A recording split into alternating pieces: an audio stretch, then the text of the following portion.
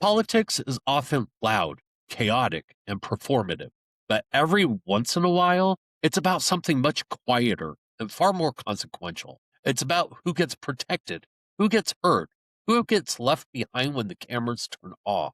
In Indiana House District 94, stretching from International Marketplace to Guyan Lakes, those questions aren't theoretical, they're lived every single day. And tonight, we're talking with a lawmaker who's made a career out of asking uncomfortable questions in rooms that would rather not answer them.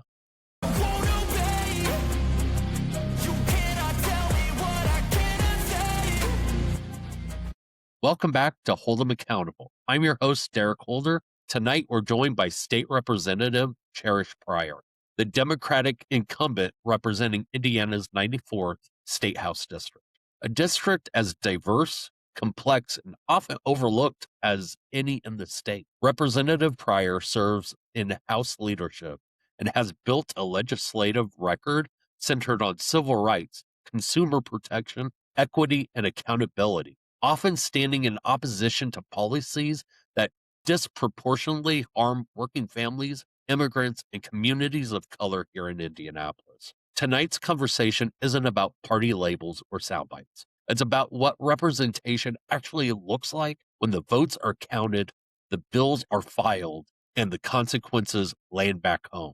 So let's get into it. State Representative Cherish Pryor, thank you for joining. Hold them No accountable. problem. Thank you for inviting me to be with you today. District 94 stretches from the International Marketplace to Guyan Lakes and Michigan Highland. What do you see as the single most urgent issue facing these neighborhoods right now? And how would you address it during your next term? Right now, people are really talking about affordability and the cost of living. Things are extremely high. And I will tell you, one of the main things that people are talking about are the high cost of their utility bills.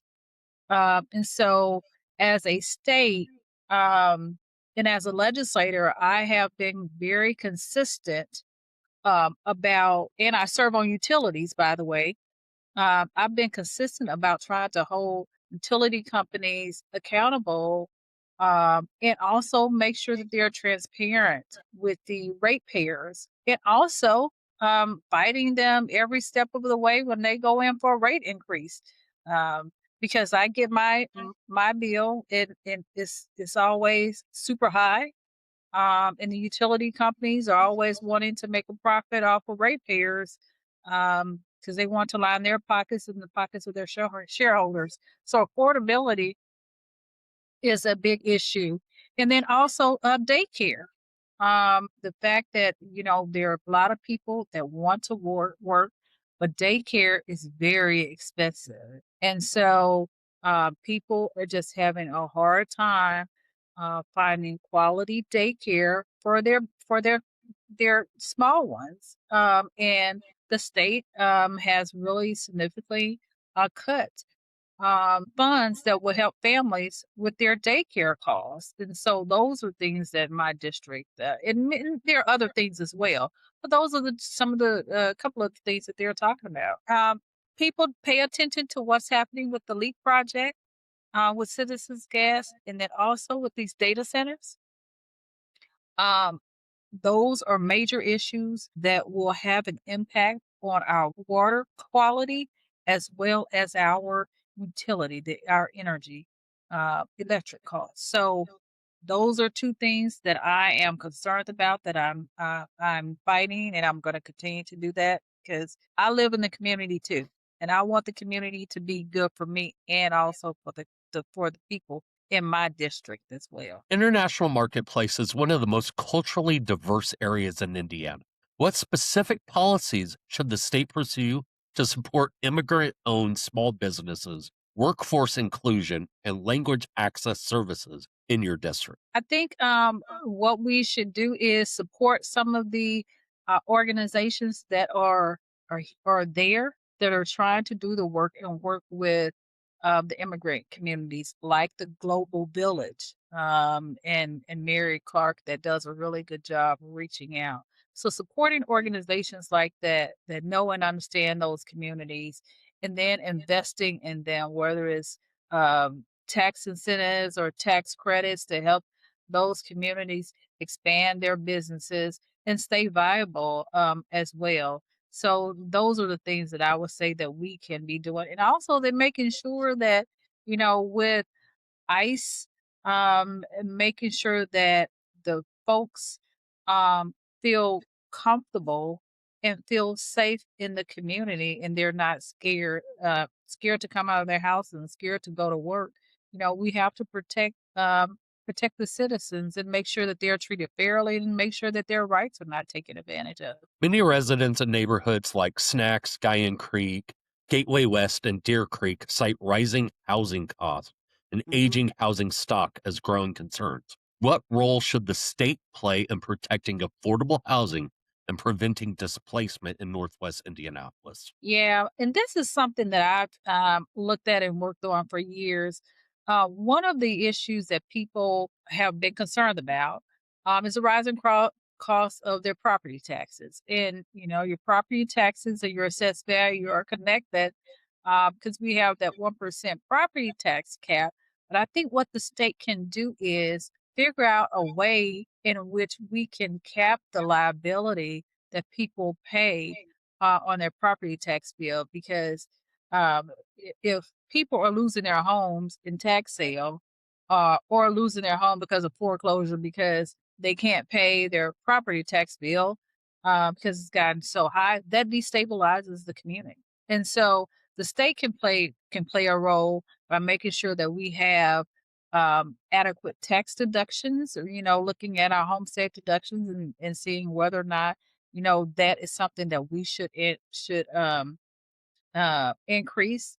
And then also, um, from the other standpoint, looking at everything that is on a person's property tax bill and making sure that we're building housing that people can afford to live in, and making sure that we have more apartment complexes that are affordable for people to live in. Because even though an actual house may be expensive, that also increases the rent as well. So when one go up, the other goes up because there's demand there. So I think it's really important that we look at how can we get more housing stock, affordable housing stock on the market so that people have a place to live.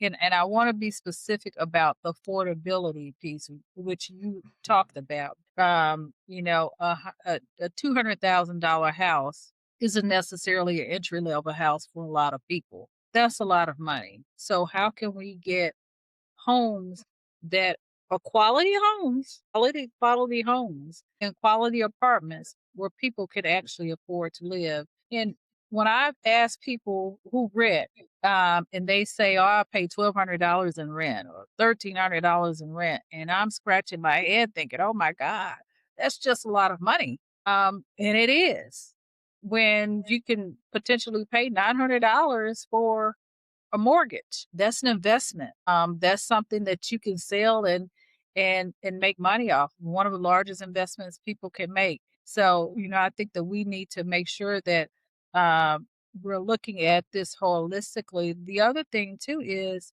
I think that we need to teach people how to better finance and let people understand the value of purchasing a home as well. And we need to start that actually with our kids in school and not wait until they're the older. So these young people understand the value of a dollar in investing in where you live and not paying someone else's mortgage because you're renting. Public safety means different things to different communities. How do you balance funding for law enforcement with investments in mental health care, violence prevention, and community based safety programs for areas like Brookstone, Fieldstone, and Liberty Creek South? Mental health is a real issue. And I think the state we have a surplus, over $2 billion surplus. I think that the state should do more and fully fund the mental health challenges that people are facing. We had tried to address this maybe 3 years ago. Did put some money in mental health, but not enough. And then the other, for one thing, a lot of the localities were talking about the crisis intervention piece for people who needed it. So helping local units of government fund those crisis intervention teams for people who are in need of who have a mental health crisis.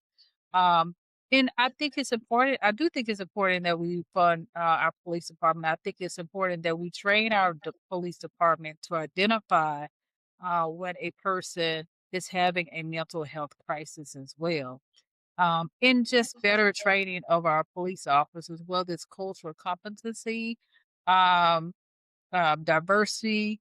Those are things that we need to make sure that our police department is adequately trained in. So when they're going into an environment in which they're not used to dealing with people that look like them, they understand how to deal with them.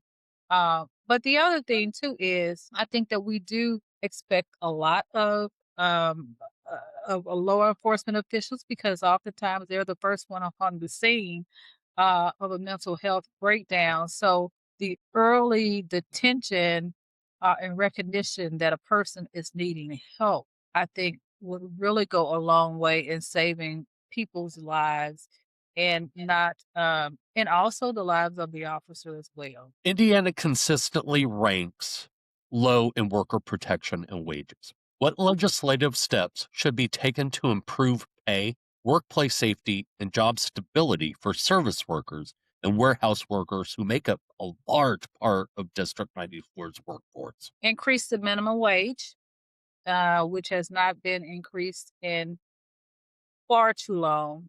We need to make sure that our wages is consistently increased, just like the inflation continues to increase.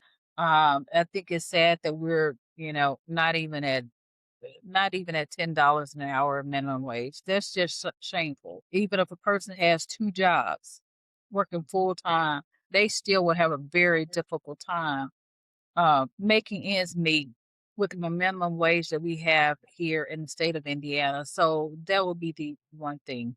The other thing too that I think will help protect workers is making sure that we have strong unions as well, and folks becoming part of those unions and being active in those unions, so that they have someone that is fighting for their rights and for their protections and safety in their workplaces.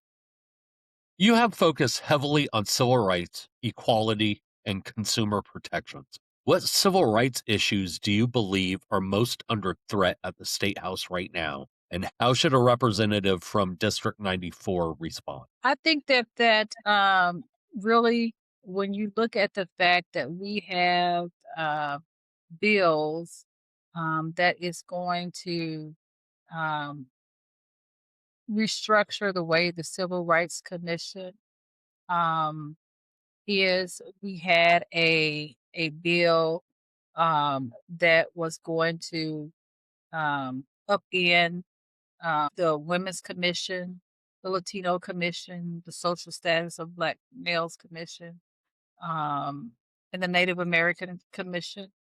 I think that people need to pay attention to what's happening with those organizations and stay engaged. And what I think as a legislature, we need to be doing is making sure we're funding those organizations and making them strong. And making sure that the people who are appointed to those boards and commissions are invested in them. They participate in the meetings and they're doing activities and programs that are going to be improving those communities. So, which organizations are under threat?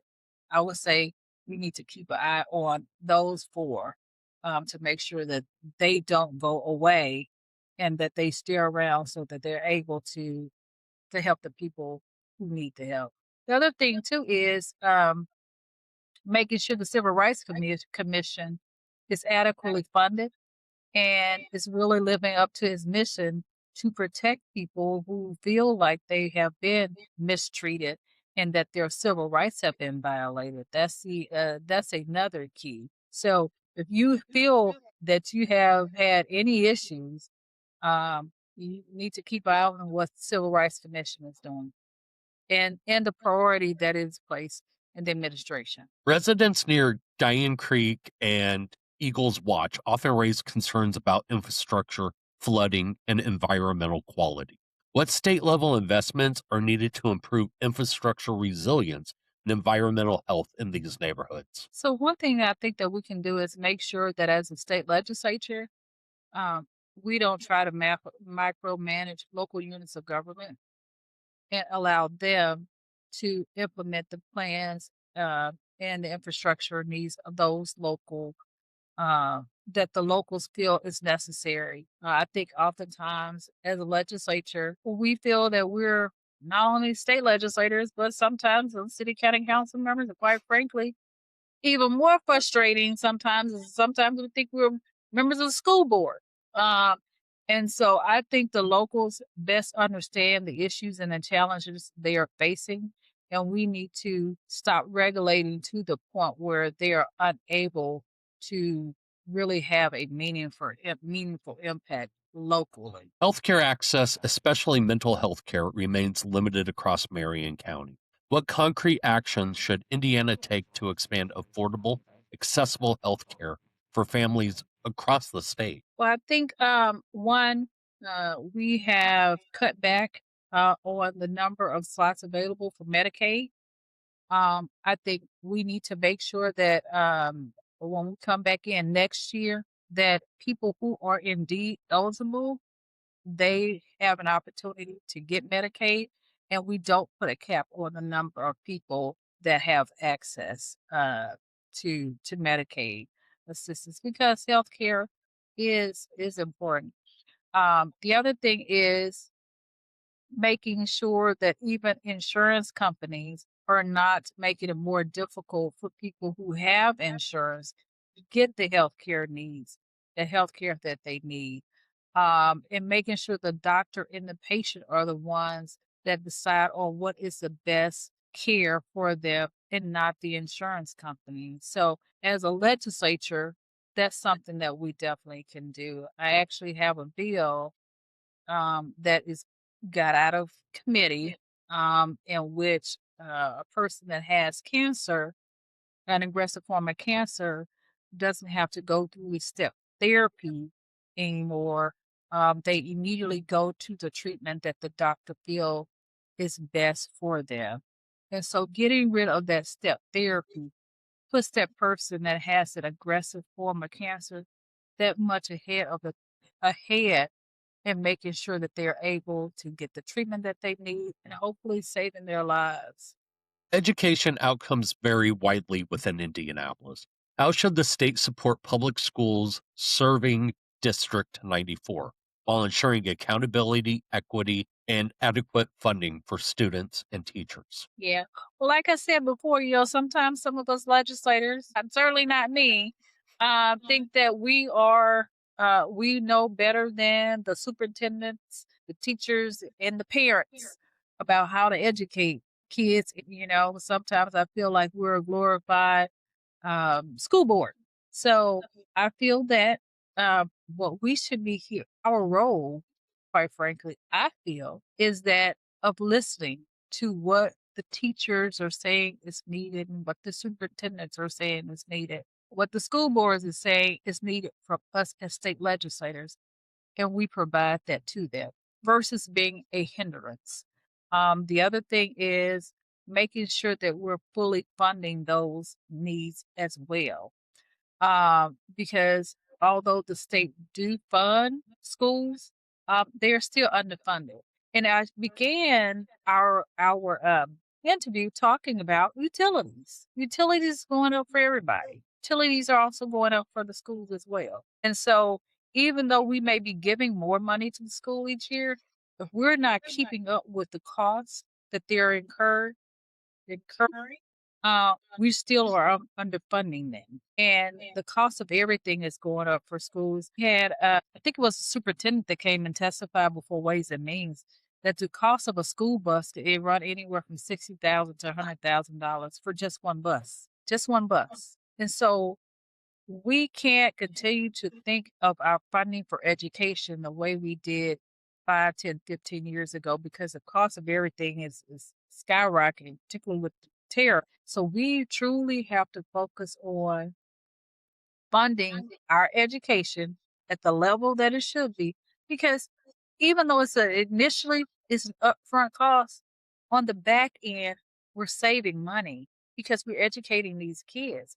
And if we're adequately educating them, they're going to be going out to the workforce. They're going to be making a lot more money. And they're going to be paying more in income taxes. So, the more educated we can have our kids, the better off we are as a state. You have served in the House leadership and built long standing relationships in the State House. How do you measure effectiveness as a legislator? And what should voters in District 94 expect from their representative on day one of the next term? I think an effective legislator is someone that listens to their constituents and responds to their constituents. It's not part of it is so that's one part, the interaction with the constituents and the responsiveness. The other part, I think, of being an effective legislator is the interaction with your colleagues as a legislator. It's not always, I heard someone say, how many bills have this person gotten passed? The number of bills that a person gets passed doesn't necessarily mean that they're um, a good or bad legislator. Is it because is the legislation good or bad? And so an effective legislator wants to make sure that whatever legislation passed or that they vote for is going to be it's going to be positive for the people in their community. The other thing that I tell people is just because a bill doesn't show me as the author or even as a co-author or sponsor or a co-sponsor doesn't mean that my fingerprints are all over that bill because I may have an amendment that got incorporated in that bill. I may have been able to, I may have gotten something changed that was detrimental and harmful in that bill. So just looking at how many bills a legislator passed isn't, is not the best way to judge an effective legislator, but looking at what may be in a bill or came out of a bill that the legislator was able to get done is a much better way of looking at that. And I know that part can be pretty tricky and difficult because it requires some research. It's not as easy as pulling up my name and seeing, oh, these are all Representative Pryor bills. That's not the best way. For instance, today I got a bill added into the Department of Local Government bill. So and I'm the co-author of that bill, but I'm not the author of the bill. So to say, you're not effective because you haven't gotten any bills passed when I was able to get a whole bill put into another bill, that's being an effective legislator as well. Before we wrap this up, we're going to shift gears. We've talked policy, we've talked priorities, we've talked about what District 94 needs and what the State House gets right and wrong. Now it's time to get a little sharper. This next segment is about instincts, accountability, and where you draw the line when the vote board lights up. No long explanations, no hedging, just a call. This is where we separate what you hold onto from what you're willing to fold away. State Representative Pryor, welcome to Hold 'em or Fold 'em. State preemption laws that prevent Indianapolis from raising its own minimum wage. Where do I stand on that? Indianapolis should be able to decide that. Targeted state grants for immigrant-owned small businesses in the international marketplace. But yeah, I think that that would be a great idea for my district as well. Further tax incentives for developers that don't include affordability requirements. Think that the city needs to consider that, and anything that's getting state tax dollars or local tax dollars should include a component that is going to include low income and affordable housing. Increase state funding for mental health response teams as an alternative to police calls in neighborhoods like Guyan Creek and Michigan Highland. Oh, definitely support that. Prevention is the best way, and getting people help um, is always a better alternative to putting people in jail.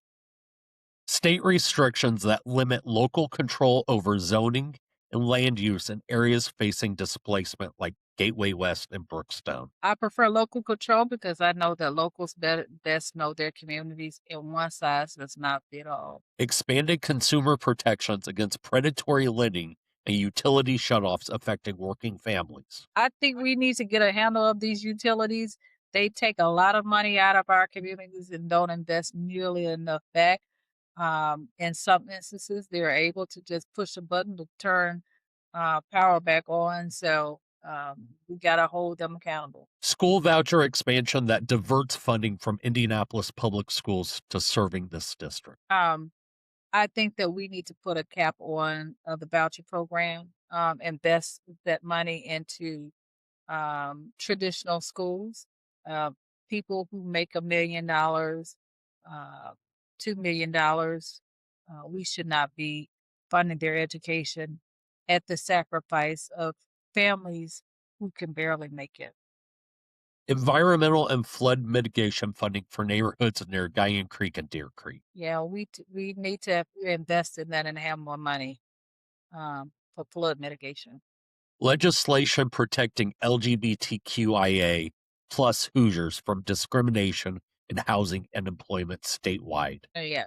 Um, Nobody should be discriminated against, regardless of their race, gender identity, who they love. People need to be treated fairly, and the LGBTQ plus community no different. They deserve an opportunity to have fair housing and fair opportunities just like everybody else. Leadership at the state house that prioritizes culture war bills over bread and butter issues like housing, wages, and healthcare. Think if we spent more time on the issues that people are concerned about, we'd be much better off. And those are some of the issues. Before we go, I want to take a moment to say thank you, Representative Pryor. Thank you for showing up, for engaging directly, and being willing to put your record, your priorities, and your instincts on the table in an era where way too many elected officials prefer talking points over conversations. That matters. Representation isn't just about holding office. It's about showing up for neighborhoods, places that don't always make headlines, but always feel the impact of the decisions made at the state house. Tonight wasn't about slogans or party branding. It was about policy, accountability, and whether the work being done in Indianapolis and at the state house actually reflects the lives of people who live there. Voters deserve to hear directly from the people asking for their trust, not filtered, not softened, not reduced to 30-second clips. So, Representative Pryor, thank you for stepping into that space, having the conversation. And to everyone watching and listening, this is your democracy. These decisions don't end on election day. They show up in your rent, your paycheck, your school, your health care, and your sense of security. So as always, stay informed, ask questions, and hold them accountable.